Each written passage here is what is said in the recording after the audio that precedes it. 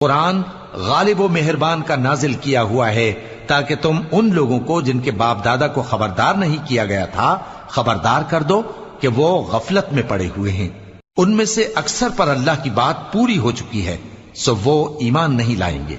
ہم نے ان کی گردنوں میں طوق ڈال رکھے ہیں اور وہ ٹھوڑیوں تک پھنسے ہوئے ہیں، تو ان کی گردنیں اکڑی ہوئی ہیں، اور ہم نے ان کے آگے بھی دیوار بنا دی اور ان کے پیچھے بھی،